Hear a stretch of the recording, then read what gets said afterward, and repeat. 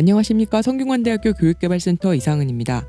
저희 센터는 교수법 워크샵, 수업 컨설팅과 더불어 정기적으로 티칭 팁을 발간하여 교수님들의 수업에 도움이 되는 정보를 드리고자 노력하고 있습니다. 이번 티칭 팁은 오디오 티칭 팁에 영상을 얹어 멀티미디어 방식으로 제작한 비디오 티칭 팁입니다.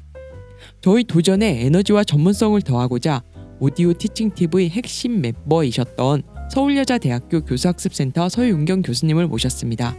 안녕하십니까, 교수님? 네, 안녕하세요. 정말 오랜만에 뵙습니다. 그동안 잘 지내셨습니까? 네, 덕분에 잘 지냈습니다. 지난 11월에 저희 센터는 안양대학교 박소연 교수님을 모시고 대학 수업에서의 학습 평가를 이제 다루는 논의를 하였습니다. 그럼 오늘 비디오 티칭 팁에서는 이제 대학 수업에서 교수님들이 유용하게 적용하실 만한 평가 전략을 교수님께 소개해 주십사 그렇게 부탁을 드리고 싶습니다. 평가 시즌이 되어서 교수님들께서 또 굉장히 많은 시간을 들여서 정성스럽게 평가를 하시리라 생각이 되는데요. 이 평가를 할 때 이제 제가 매번 반복해서 느끼는 점 중에 하나는 학생들의 결과물을 봤을 때 좀 아쉬운 부분들이 있더라고요. 그래서 이걸 내가 미리 이런 부분이 중요하다라고 알려주었다면 학생들이 조금 더 이 부분에 있어서 좋은 어떤 결과물을 작성할 수 있지 않았을까라는 그런 이제 생각들을 해보게 되는데, 바로 이제 그 지점에서 첫 번째 말씀드리고 싶은 부분은 교수님들께서 이 과목에서 무엇을 중심으로 평가하고 그것을 어떻게 채점하실 것인가와 관련해서 채점 기준표를 활용하시는 거, 이 부분을 말씀드리고 싶습니다.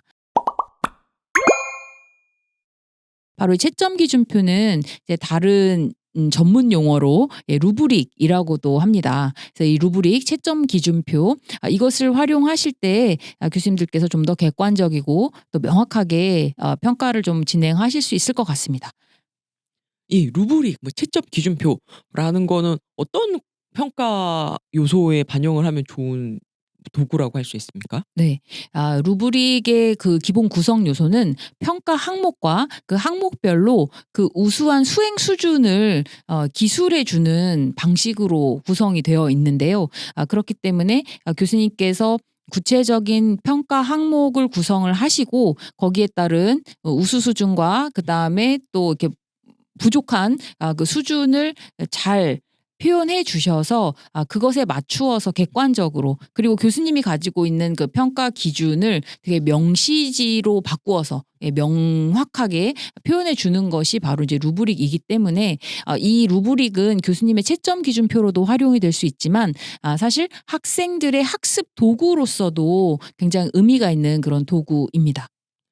그 말씀을 들으니까 제가 예전에 이제 공부할 때 시험을 보면은 시험이 20점 만점이다 그러면은 제가 15점, 16점을 받았으면 어느 점수가 어느 문항이 맞고 틀렸고 그런 걸 다 알 수 있는데, 꼭 리포트를 내고 나면 리포트가 19점을 20점 만점에 19점을 받아도 이게 어느 점에서 19점인지 1점이 부족한지를 가늠을 하지 못해서 좀 답답했던 기억이 있는데요. 네.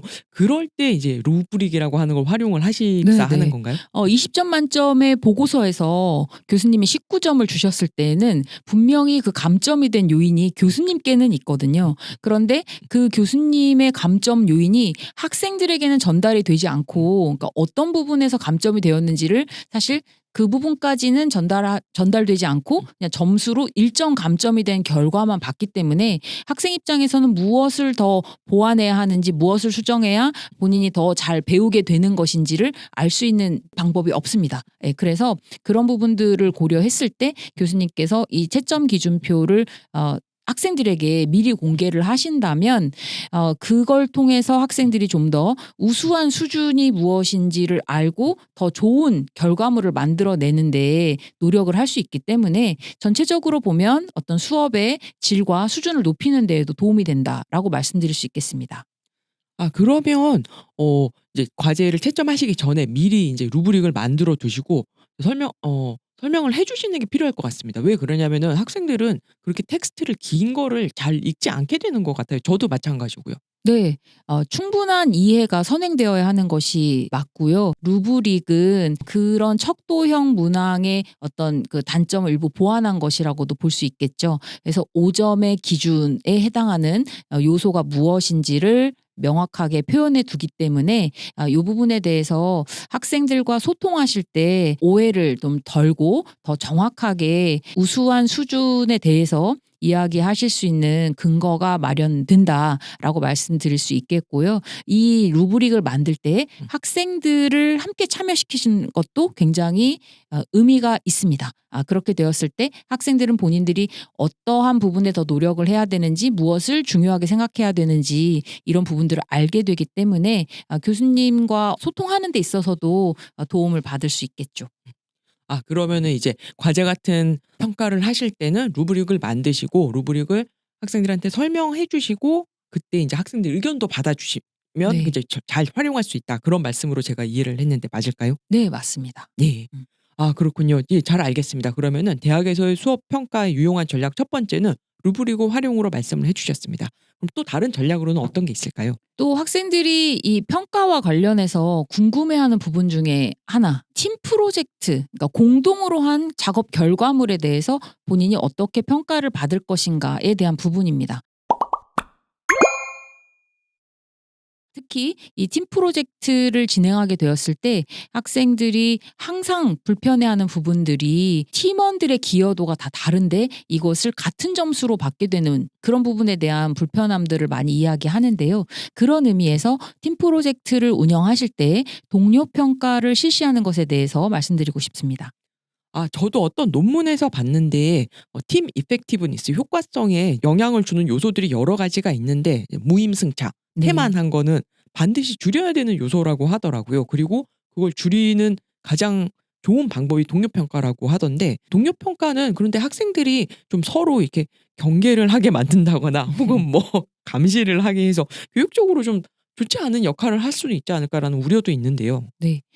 이 동료 평가가 기여도가 낮은 학생을 걸러내기 위한 그런 용도로서 뭐 보실 수도 있겠지만 실제 이 동료 평가를 통해서 우리 팀 구성원들의 긍정적인 점들을 발굴해내는 또 그런 도구가 될 수도 있거든요. 그래서 기본적으로 이 정성적 평가로서 이 동료 평가를 진행하실 때 그 팀원들의 긍정적인 부분들을 찾아서 서로에게 피드백을 해주는 방향으로 운영하시는 것이 좋을 것 같고요. 그다음 이 실제 한 개인의 성적에 반영되는 어떤 점수로서 동료 평가를 받아들이실 때에는 이 학생의 기여도와 성실함 정도 이런 것들을 충분히 잘 구성을 해서 이것이 모든 학생들에게 고르게 반영될 수 있도록 그렇게 운영해 주시면 좋겠습니다. 또 일부 이 학생들의 팀 프로젝트를 할 때 어떤 상황이나 그런 또 마인드에 따라서 일부 학생들에게 이 동료 평가가 굉장히 긍정적으로 작용할 수가 있습니다. 그래서 그런 차원에서 기본적으로 이 동료 평가는 학생들의 태도를 만들어내는 그런 장치로서 활용을 하시면 되겠고 이 동료 평가로 인해서 또 뭐 많은 학생들이 어떤 뭐 성적 등급이 달라지거나 요 정도는 되지 않게 잘 그 수준을 반영해 주시면 좋겠습니다. 이 동료 평가가 모든 그룹에게 다 의미 있게 작용하는 것은 아닐 수 있습니다. 그래서 일부 어떤 학생들에게 이 참여를 독려하는 그런 의미로서 이 동료 평가가 작용이 될 수 있고요. 또 어떤 의미에서는 교수님께서 이 학생들의 참여를 임의로 평가하지 않으시도록 하는 데 이 동료 평가 문항들이 긍정적으로 역할을 할 수 있겠습니다. 예, 알겠습니다. 팀 프로젝트에는 그런 것 같아요. 수업에서 이제 굉장히 의미 있는 어떤 학습 경험이 될 수 있음에도 불구하고 항상 평가랑 엮이는 순간 교수님의 의도와 학생들이 받아들일 때 뭐 태도 같은 게 차이가 나기 마련인데 기본적인 장치 같은 걸 그게 이제 동료 평가겠죠. 그거를 고려를 하신다면은 좀 더 수업에서 유용한 전략으로 활용이 가능하실 것 같습니다. 예, 그러면은 이제 마지막 세 번째 전략일까요? 네. 세 번째는 그냥 뭐 이렇게 단일한 전략이라기보다 이 평가 전반에 대해서 교수님들께서 꼭 짚어보셔야 될 부분들을 말씀드리고 싶은데요. 첫 번째는 이 평가와 관련해서는 미리 구체적으로 설계해 두실 필요가 있다는 것입니다. 이것은 처음에 그 수업에 대해서 디자인하실 때부터 평가 설계가 같이 이루어져야 하는 부분이고요. 이때 어떻게 평가를 어떤 항목으로 평가를 하실 것인지 그 평가가 실제 이 수업에서는 왜 중요한지 이 수업의 목표와 관련해서 구체적인 평가 방법들을 잘 연결해서 학생들에게 설명해 주실 필요가 있겠고요. 그리고 이때 채점 기준표도 가급적 같이 학생들에게 공개를 하시는 것이 학생들로 하여금 좀 더 이 수업에 집중하고 또 열심히 수업에 참여하게 하는 동인이 될 수 있겠습니다. 그리고 한번 평가 기준을 정하셨으면 가급적 변경하지 않으시는 것이 좋겠습니다. 예, 학생들에게는 이 평가가 굉장히 중요한 요소가 되는데 교수님께서 이것을 너무 불명확하게 말씀을 해주셨거나 아니면 중간에 뭐 어쩔 수 없는 경우가 있을 수도 있겠습니다만 갑자기 변경을 하시게 되면 굉장히 이제 혼란스러워지는 지점이 발생이 되죠.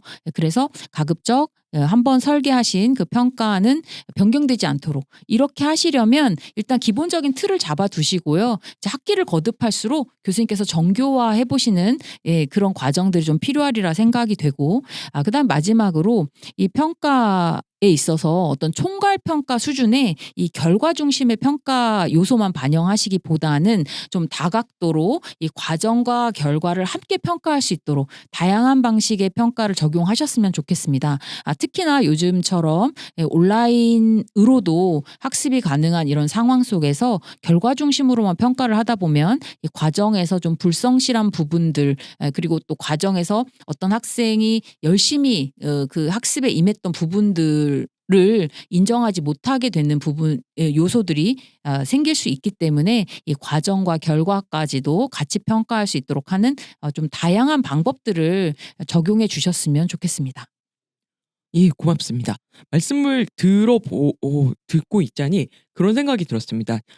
지금 학기 말 이제 학생들 시험 보고 있을 터인데 이거 끝나고 이의 신청 받을 때가 바로 수업 계획서를 리바이즈 할 때가 아닌가라는 생각이 들었는데요. 그렇겠네요. 네. 막상 이제 학기 초가 되시면 또 바쁜 일로 평가 계획을 이렇게 구체적으로 쓰시기에 막 그 마음이 조급하실 수도 있는데 지금 이 시점에 학생들로부터 의견을 듣는 것 혹은 이제 교수님께서 이런 부분은 이렇게 했었으면 좋았겠다 싶은 것을 내년도 수업 계획서에 지금 이제 뭐 메모를 해 놓으시면 잘 활용하실 수 있겠다는 생각이 들었습니다. 자, 그럼 오늘은 대학 수업에서의 학습 평가를 주제로 서윤경 교수님을 모시고 구체적으로는 채점 기준표의 활용 그리고 동료 평가 실시 세 번째는 전반적인 어떤 평가 전략에 대해서 말씀을 들었습니다. 오늘 수고해 주신 서윤경 교수님께 감사드리며 오늘 비디오 티칭 팁은 여기서 마치도록 하겠습니다. 고맙습니다. 네, 고맙습니다.